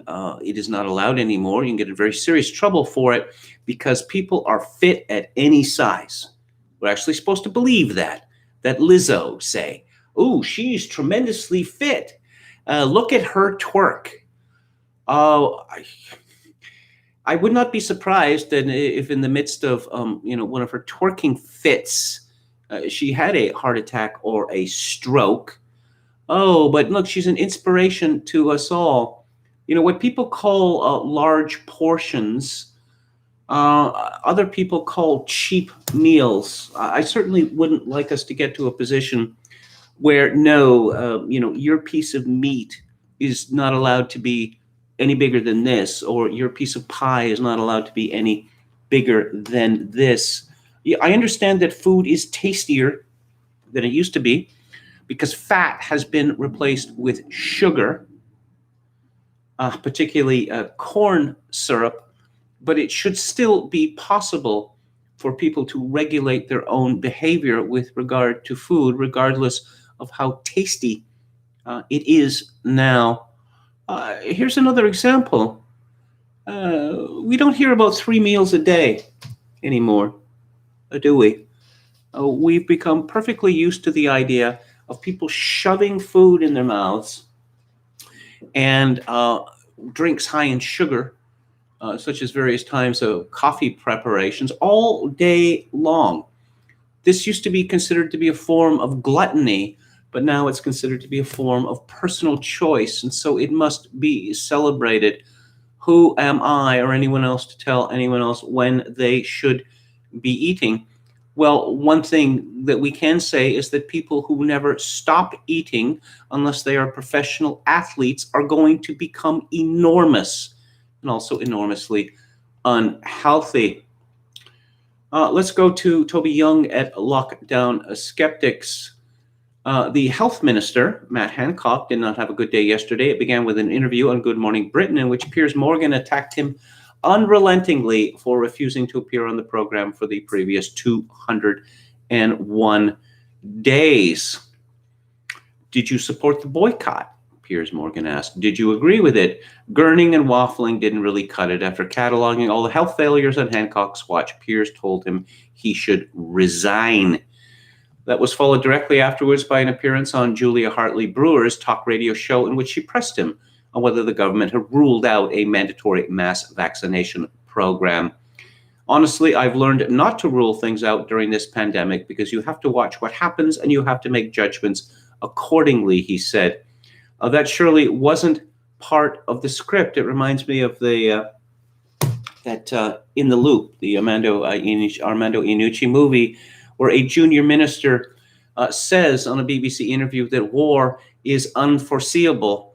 And Malcolm Tucker hits the roof and denies to all the journalists that his minister said this, because politicians are not supposed to say things like war is unforeseeable. And they're not supposed to say things like, I've learned not to rule things out during this pandemic. He's not a very good politician, I suppose. Let's see. As I pointed out yesterday, Toby Young writes, 88% of those who've died so far in Scotland are age 70 or over, and only 8% of the people who succumbed to the virus have had no underlying health conditions. According to John Ioannidis, professor of medicine at Stanford, the infection fatality rate for healthy under 70s is 0.05%, hardly a potent threat. But for some reason, we've decided that COVID-19 is unlike any other disease in the world. I suppose because it's a communicable disease, but of course, cold and flu are communicable diseases as well, and people die from them. We have such a thing as viral pneumonia as well, but we've just decided that we are going to panic about this. Is the pandemic machine similar to German war machine in 1914? Tom Jefferson said, the WHO and public health officials, virologists, and the pharmaceutical companies, they built this machine around the impending pandemic, and there's a lot of money involved in influence and careers and entire institutions. And all it took was one of these influenza viruses to mutate to start the machine grinding. I was instantly reminded of Germany's Schlieffen Plan. Human beings always want to plan for the future, offset future disasters, protect the population, and so on. And it's usually for the best possible reasons. The Schlieffen Plan had a totally different purpose in mind. It was supposed to protect Germany in a war with France. In 1914, the plan was all set up and ready to go, and had been since Count Alfred von Schlieffen had dreamed it up in 1906. Except that the circumstances in 1914 weren't what Schlieffen had quite imagined. A Serb had killed the Archduke Franz Ferdinand, heir to the throne of Austro-Hungary, in Sarajevo. The Austro-Hungarians were outraged and threatened war. Russia said it would support the Serbs. The Germans said they would support the Austro-Hungarians. It looked like Germany was about to go to war with Russia, but France was Russia's ally, and that meant, wait for it, that Germany might have to go to war with France.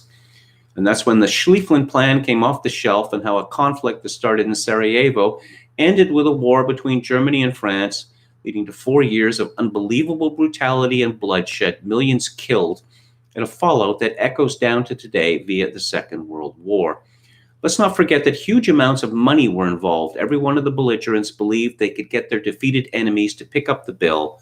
They all got that wrong. The world has been paying for the Great War ever since. And Peter Hitchens reminds us that Great Britain has still not paid its World War I debt to the United States of America. It just finished paying its World War II debt, but a debt of over 100 years has not been paid. A final look at this from Alex Berenson. It is possible even now to see the beginnings of a new citizen-funded independent journalism emerging. Not if Barack Obama and Jeffrey Goldberg, the editor of The Atlantic, have anything to say about it. Let's see.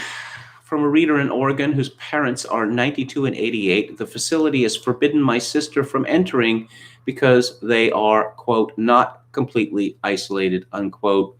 Lockdowns kill the elderly as surely as COVID, only more slowly and painfully. Let's talk about the disputed election. Disputed it remains, despite everything that the media tells you about Trump conceding, say. Look, they're just straight out lying now. They are just straight out lying. Oh, it's a complete shambles. Trump has abandoned hundreds of cases or lost hundreds of cases. It's a big joke, and it's totally irresponsible. I was asked today by someone, when is Trump going to concede? And my answer was, Trump is not going to concede. Full stop. Let's go through a digest here from Citizen Free Press.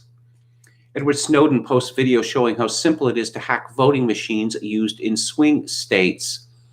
Obama, John McCain would badmouth fellow Republicans to me in private. Well, yeah, we're supposed to be surprised to hear anything of that sort about Senator McNasty. Watch live, Steve Bannon War Room special evening edition. BLM goon filmed beating Trump supporters in D.C. is a journalism student.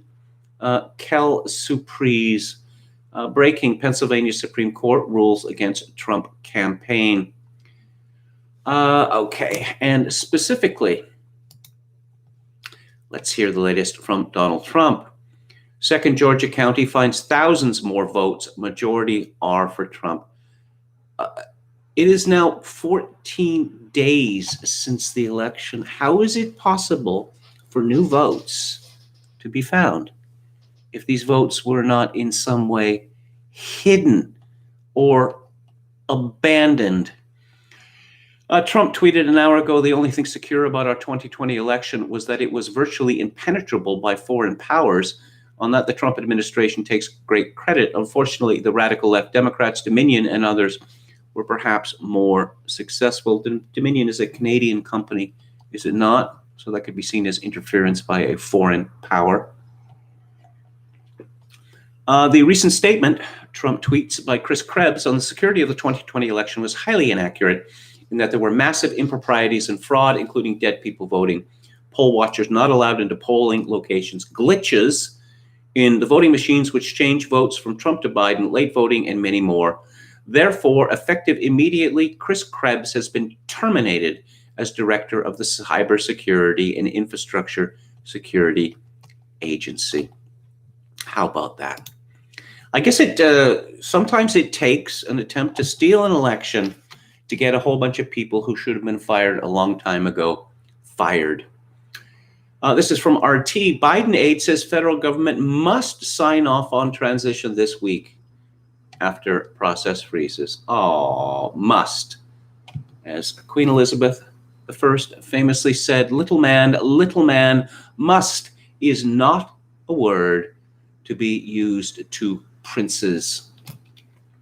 Biden's transition team complained last week that General Services Administration Chief Emily Murphy has not yet broken ranks with Trump and is refusing to sign off on Biden as the winner of this month's presidential election. Until Murphy ascertains Biden's apparent victory, the former vice president will not receive intelligence and security briefings. Oh, what a shame. So the Biden people won't be getting intelligence and security briefings that they can leak to the Washington Post and the New York Times and the CNN in order to make Trump look like an incompetent and a traitor. What a shame. What we really want to see this week is the GSA issue that, okay, this is not a sentence that makes sense. Let me go through it again. What we really want to see this week, is the General Services Administration issue that ascertainment. Again, when it sounds like I've forgotten how to read, about 95% of the time, it's because these stories are not edited anymore. So, threats. Oh, I like this one.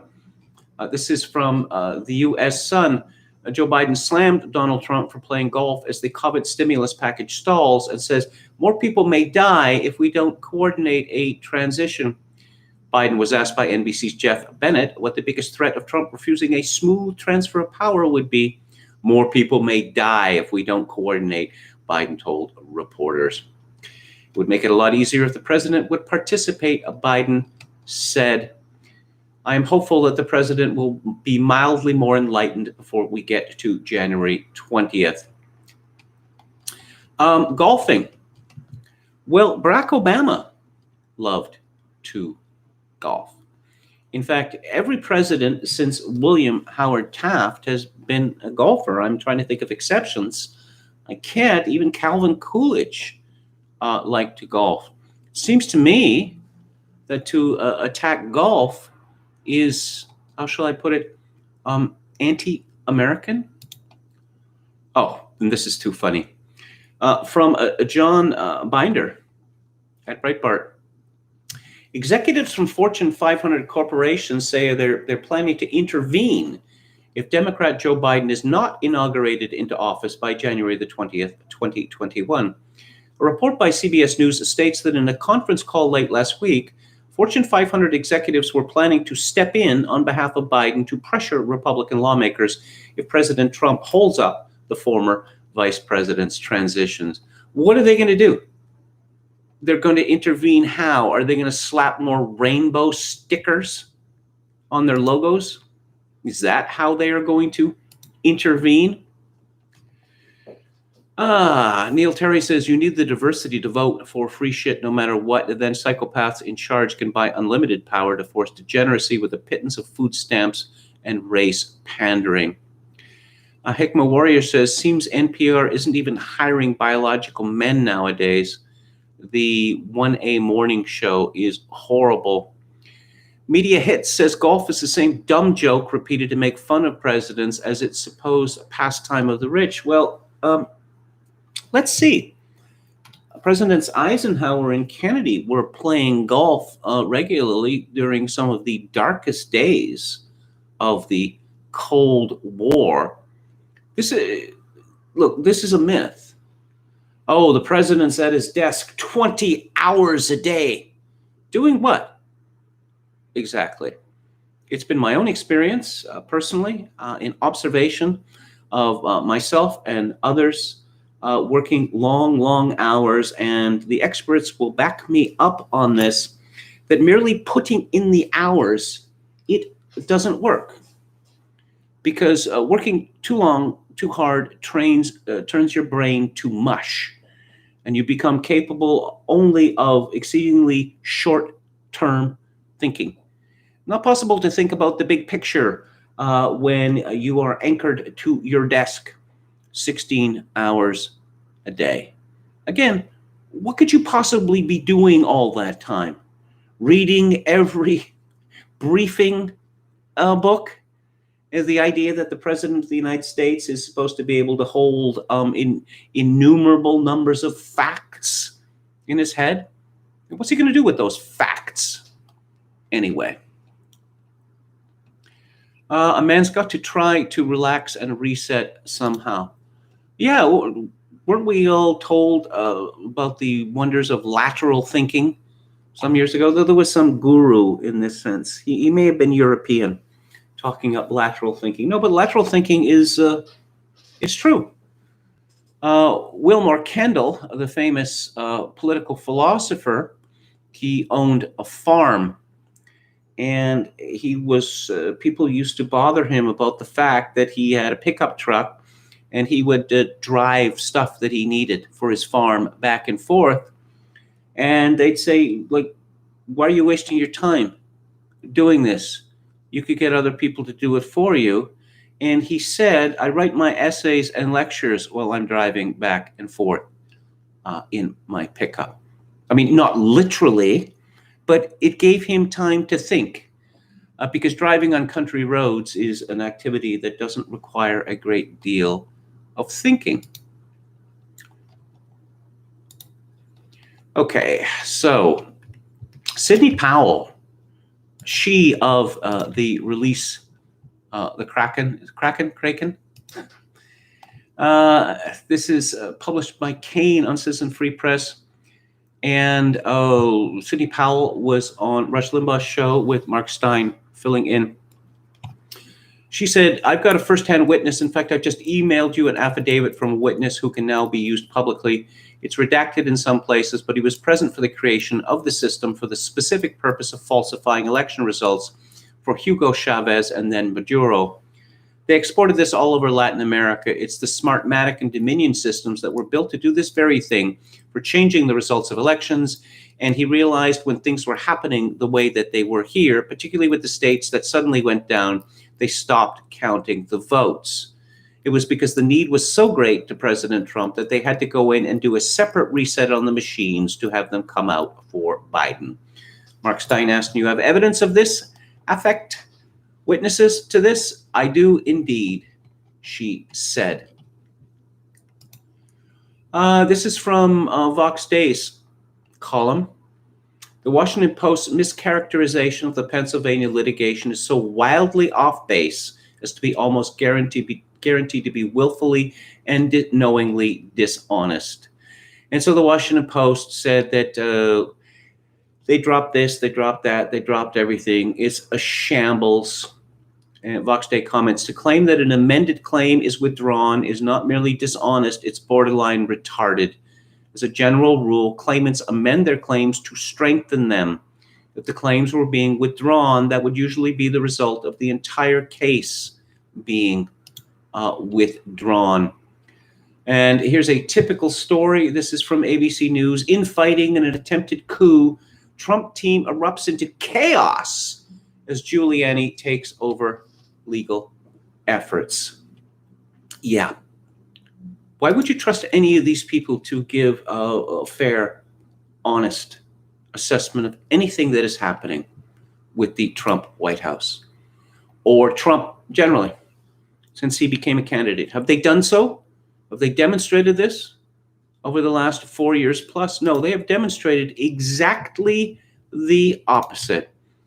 When Anderson Cooper of CNN is allowed to talk about the President of the United States as resembling an obese turtle turned on its back in the sun, do you really think that you're going to get anything fair, anything objective from Anderson Cooper's show or from anything on CNN?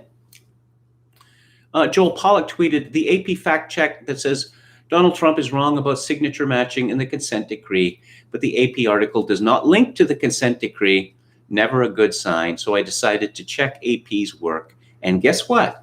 The AP's fact check is wrong. Yeah, that is a very, very bad sign of not linking to what you're talking about. Another thing that they increasingly I see with regard to so-called hate crimes or hate speech in particular, so-and-so said this horrible, horrible thing. Well, what was it? Well, we don't want to repeat the hate crime. Okay, I can understand that. All right. Why don't you paraphrase it then? Because was a death threat made? Was there threat of violence against a person? Or did someone say, and excuse the crudity, you're a shithead? Because there's a big difference there. And increasingly the media is not willing to talk about this. Oh, yes. Supposedly the German server data shows a Trump landslide 410 to 128. This is a tweet from Derf Anon, that's DERF_ANON. Seized foreign data shows landslide win for press. Alleged server seized by U.S. Army shows President Trump had 410 electoral votes on election night. But then it's just perfectly typical to stop the count when Trump has an overwhelming lead and then say you're not going to restart till the morning, then start it up in the dead of night with an enormous number of votes coming in, 80% for Joe Biden? 3 wrong counts in 3 minutes. Georgia recount auditor says things aren't adding up. This is from Town Hall. I suppose I could read many of these stories, but just a caveat here. There are 2 kinds of proof, as I quoted what Jay Valentine is saying last week. There is common sense proof and there is legal proof. There's overwhelming common sense proof that Biden stole the election. There is not yet legal proof. There may be a legal proof, but even if there is legal proof, that depends on ultimately judges and perhaps legislators to uphold the law. And there's no guarantee that that will happen. Okay, let's move on to Thanksgiving. And again, we're going to be hearing a lot from Yahoo Life because this is like Clown World Central, Bugman Central. Here's the story. Oh boy, Disney's Mickey Mouse inspired pizzas will make your Friendsgiving dreams come true. This is by Carrie Justice. Yeah, get it? Your Friendsgiving. See, we don't have Thanksgiving anymore because it has certain unpleasant historical associations, or so we're informed today. Columbus Day has been repurposed as Indigenous Day. Thanksgiving, if current trends continue, Thanksgiving can't survive in its present form for much longer. But getting back to the idiocy at Yahoo Life, Thanksgiving might look different this year for many Americans as restrictions around on group gatherings, including festive family dinners, persist amid the coronavirus pandemic. But Disney, yay! Disney as our friend, is making sure that people have the opportunity to celebrate with friends and pizzas with a special Mickey and Friendsgiving offering with 5 favorite pizza shops across the country. I can't wait until people hear about this because I know they're going to lose their mind. Roy Choi, the award-winning chef behind popular restaurants Kogi BBQ and Best Friend, tells Yahoo Life, you know there's going to be like a cartoon where their head pops off of their head and comes back on, right? Pizza and Mickey Mouse together. Because that's never happened before. Because parents say, have never for their own children or for birthday parties or sleepovers, they've never, say, played DVDs, Blu-rays of Disney movies, including, Mickey Mouse or other cartoon characters while ordering pizza. This is new. This is brand new, and it's going to make your head come off. It is as spectacular as COVID-19, dare I say it. Pizza and Mickey Mouse together. Choi teamed up with Disney and some of his closest pizzeria friends throughout the U.S. to come up with 6 specialty pizzas to represent Mickey Mouse and his 5 friends. The Sensational 6 inspired pies will be available November 21st for one day only, but pizza lovers can pre-order them now. With limited quantities available to pre-order per location, Choi says he's excited for people to get a chance to taste these flavors and maybe even enjoy them with friends. I don't know. We're supposed to eat pizza alone now? Eating pizza with friends? I think that's too dangerous. Is Disney sort of like not following the protocols here? On social distancing, suggesting that people eat together? I don't know. I don't know that they're being particularly socially responsible here. We're going through all together in this pandemic. Again, that's what it actually says. And the thing we miss the most sometimes are our friends, Choi says. I'm very lucky to have friends that are also the best pizza makers in America. So it was like, all right, how could I share this idea of a Friendsgiving get together? Oh, yeah, because you were approached by Disney, perhaps? That's just a guess. The chef worked with his favorites at John and Vinny's in LA, Roberta's Pizza in Brooklyn's Bushwick and Williamsburg, Pizza Badia in Philadelphia, Pizzeria Bianco in Phoenix, and Home Slice Pizza in Austin, Texas, to come up with various pies. From those with hot dogs, sandwich toppings, and bitter vegetables, to another with Minnie Mouse-inspired polka dot designs. What Choi loved most about the project was allowing his friends to be creative during an otherwise difficult time. Putting things on top of a pizza which shouldn't be put on top of a pizza is not my idea of being creative, but perhaps I'm old-fashioned in that respect. With the state of restaurants right now, we have to figure out all different ways to find new traffic and new interest and new interaction. And it's not just the revenue and the money. No, not at all. Don't be cynical. Just listen to Barack Obama. We got to get rid of this cynicism. It's not like Disney or any of these giant corporations are determined to milk us dry and then slaughter us. No, no, no, no, no. It's all about spirit and energy, Choi says. Just being able to interact with people, being able to do something creative and have a reason to smile. Each pizza available for local pickup or delivery costs $36 plus tax and will include a custom souvenir pizza box and a Mickey and Friendsgiving stickers. Disney is also offering recipe cards for each of the pizzeria's creations for those who can't get their hands on one from the shops. I think this year having a Friendsgiving or being able to share a pizza even virtually, it gives us something fun to all be a part of. Share a pizza virtually. That's just like the saddest thing I've ever heard. Okay. So, $36 for a pizza. How much do you pay for a pizza in the United States? I'm assuming that you can get a pizza for $10. You get a pizza like 2 for $14, 2 for $15. I'm not aware of the recent prices. They wouldn't be especially inspired pizzas. Are these chefs themselves making the pizza? Would that particularly count for very much?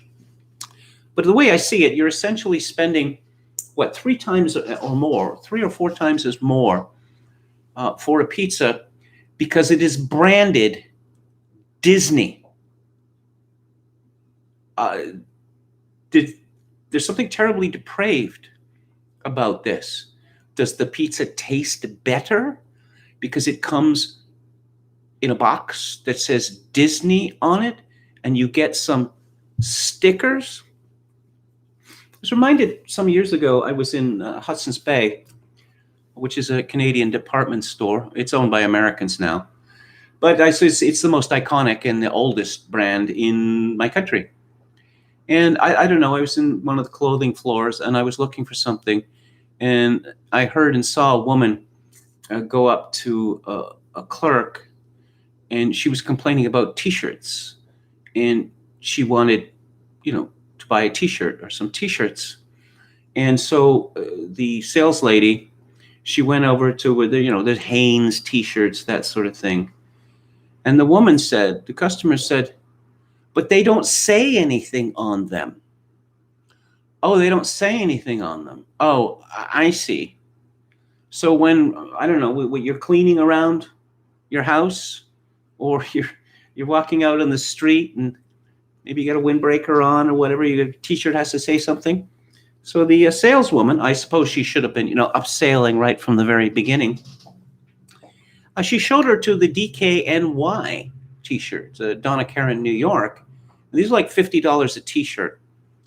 And I thought, you're seriously going to spend like $50 for a T-shirt rather than $8 for a T-shirt? It's the same T-shirt, only the one that you're spending $50 on says DKNY.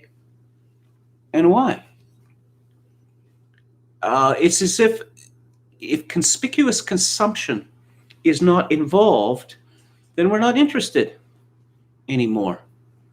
I wondered years ago why you see so few people walking as an exercise, say, compared to running or jogging or bicycling, say.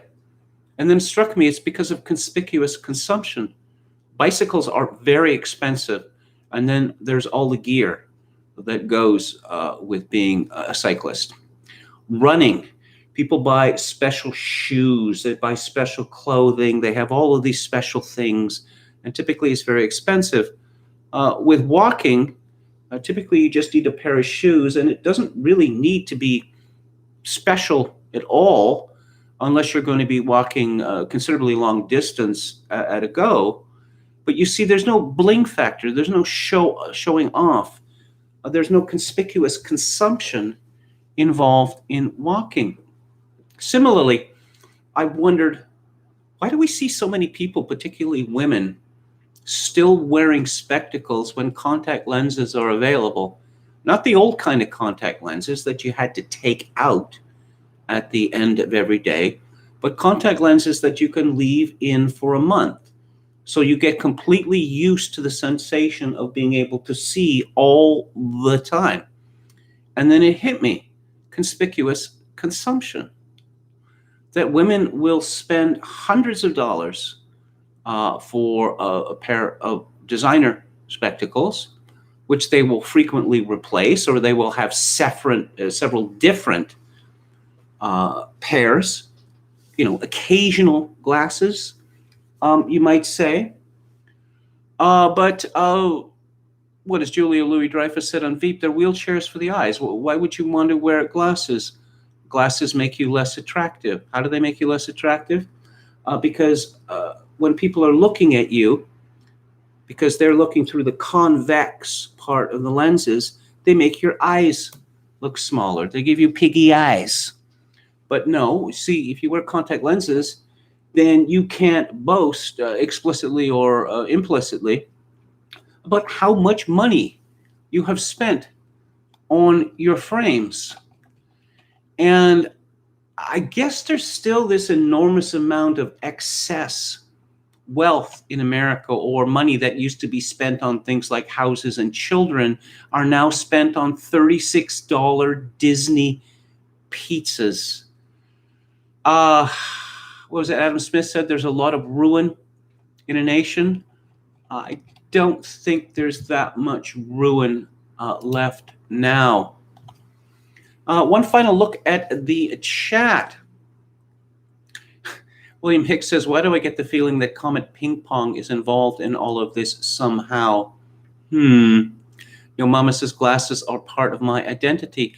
Oh, that reminds me, Kamala Harris talking about her Chucks, her Chuck trainers, and actually saying that they define who we are. If your mass-produced running shoes define who you are, then you are admitting to the world that you are worthless, that you are just a husk of a person, Kamala Harris.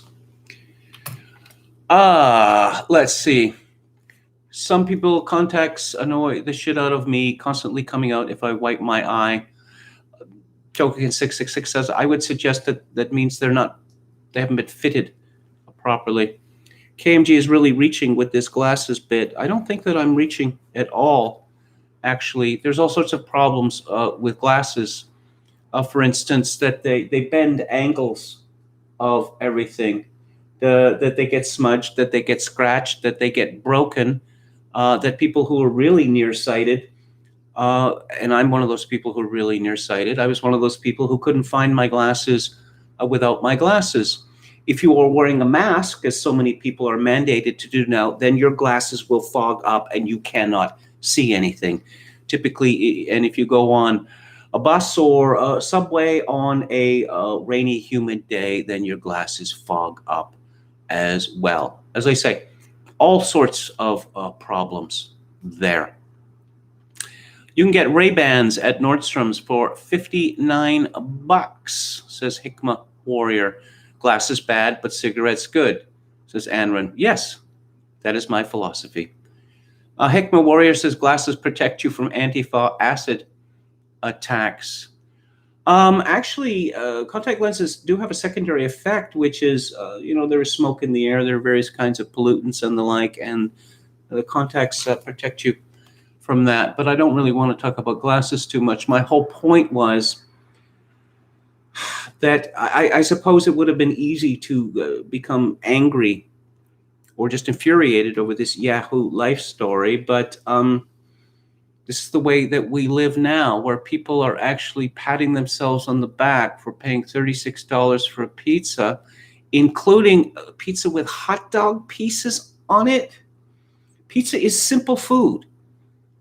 Peasant food from Italy, and I was quite pleased by the margarita pizza craze that started about 20 years ago, where it's not necessary to have a slice of pizza that I don't know is like 1,000 calories just for one slice of pizza that is so overladen with toppings that you can't pick it up without it going like that and everything falling off.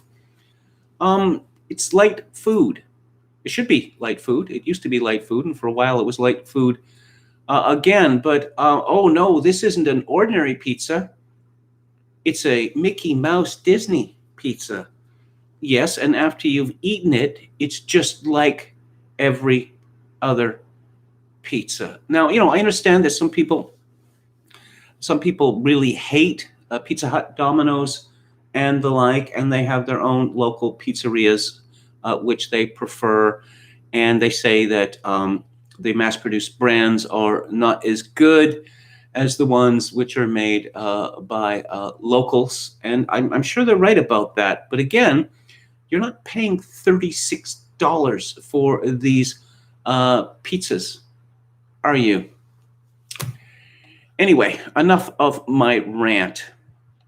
That is the show for today. And what is coming up on the show tomorrow? Is tomorrow Thanksgiving? Remind me, because I get confused.